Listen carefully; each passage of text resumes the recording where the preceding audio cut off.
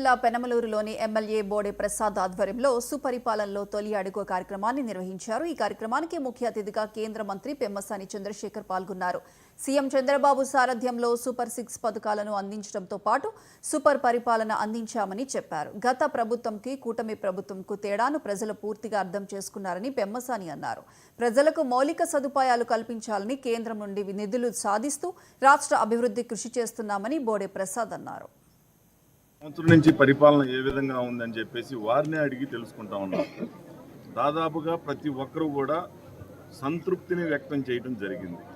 గత సంవత్సర కాలంలో రోడ్లు చేశారు, అభివృద్ధి కార్యక్రమాలు, సంక్షేమ కార్యక్రమాలు రెండూ చేస్తూ ఉన్నారు. ఇంతకన్నా మాకేం కావాలి అని అడుగుతూ ఉన్నారు.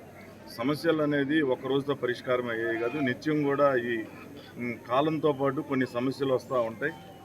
అవి ప్రాధాన్యత ప్రకారం కొన్ని పరిష్కారం చేసుకుంటూ వెళ్ళిపోతూ ఉంటాం. కానీ గత ప్రభుత్వంతో పోల్చుకుంటే ఈ ఒక్క సంవత్సర కాలంలోనే వాళ్ళు 5 సంవత్సరాల్లో అసలు 5 సంవత్సరాల్లో ఏ పని చేయలేదు.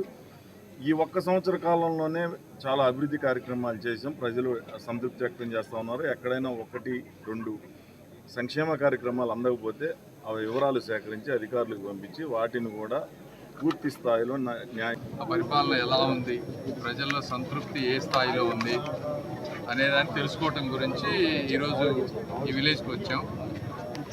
చాలామందితో మాట్లాడాం, దాదాపు 100-200 మందితోటి. ప్రజలందరూ కూడా స్పష్టమైన మార్పు గమనిస్తూ ఉన్నారు. గత 1 సంవత్సరానికి ముందుకి ఇప్పటికీ ఈ గ్రామంలో ప్రత్యేకంగా తీసుకుంటే దాదాపు 4.5 కోట్ల రూపాయలు పెట్టి అద్భుతమైన రోడ్లు వేశారు.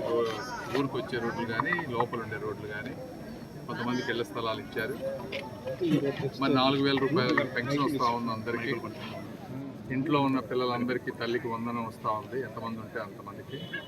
ఈ విధంగా సంక్షేమ పథకాలన్నీ కూడా అద్భుతంగా జరుగుతూ ఉన్నాయి. జగన్మోహన్ రెడ్డి గారి కంటే ఎక్కువ ఇస్తూ ఉన్నారు. ఆర్థిక భారమైన అదేవిధంగా అభివృద్ధి కూడా స్పష్టంగా గ్రామంలో కనిపిస్తూ ఉంది. సో అదేవిధంగా చాలామంది బోడే ప్రసాద్ గారికి అభిమానులు ఉన్నారు. అదేవిధంగా వారి మీద ఒక ధైర్యం, ఆయన ఉన్నారు, మంచి లీడర్ ఉన్నాడు మాకు అనే ఒక ధైర్యం కూడా కనిపిస్తూ ఉంది ఎక్కువ మందితో మాట్లాడినప్పుడు.